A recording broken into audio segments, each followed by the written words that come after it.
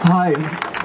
I want to say first what an honor it is to be here speaking to you today as a member of Independent Jewish Voices and as a member of the Jewish community. It's very important for me to be speaking today because this is not a religious conflict. This is not a cultural clash. This is a country that defines itself as a Jewish state, but has never been able to define what exactly that means, and it hasn't succeeded. It certainly hasn't succeeded in creating a state that lives according to Jewish values of peace, of compassion, and of equality. And it hasn't even succeeded in its terrible goal of ethnically cleansing Palestine. Half of the people under Israel's control are Jewish, and half are not Jewish, Palestinians and other people. The only meaningful way in which this is a Jewish state is that Jewish Israelis have rights and privileges that non-Jews there, especially Palestinians, do not have. I want to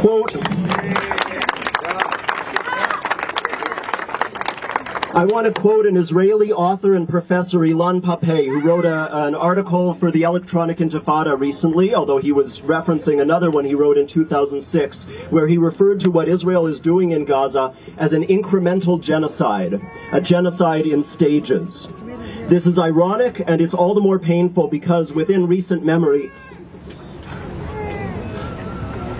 of course, our people, including my own family, were the victims of genocide. The other thing I want to say to you, which I think will be very difficult, is that the motives for this, and let me throw this in, the media sometimes reports what Israel's doing as a war between Israel and Hamas, as if Hamas is the name of an independent country. It's not. This is mostly a massacre being conducted by a very powerful army against a civilian population.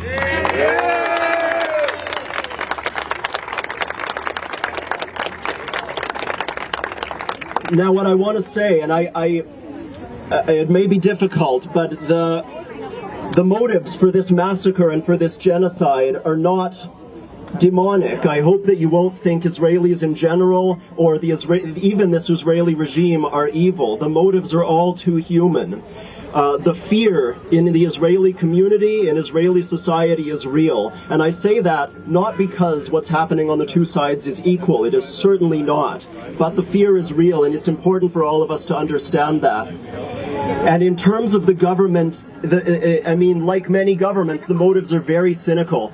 The state of Israel in the last couple years has seen the biggest demonstrations it's ever seen over the economic conditions, not in solidarity with anyone in particular, but there have been massive protests over the inequality just among Jewish Israelis. There have been a number of people in the summer of 2011 lighting themselves on fire in protest. And recently, as Ilan Pappé points out, there have been calls for cuts to military spending. And I'll quote Ilan Pappé, "There is nothing like a military operation to stifle any voices calling on the government to cut military expenses."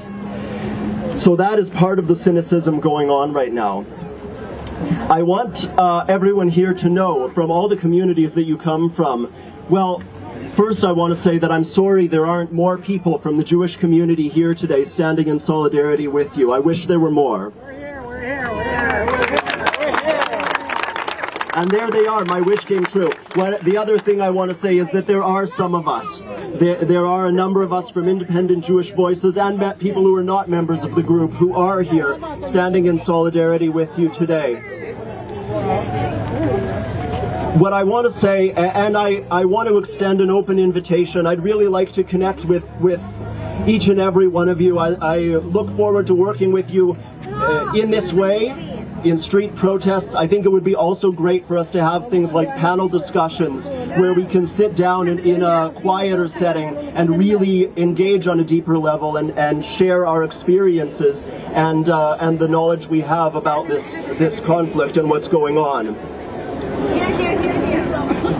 We are all brothers and sisters, and I look forward to working with you more in solidarity with our brothers and sisters in Palestine, with our brothers and sisters particularly in Gaza. Thank you.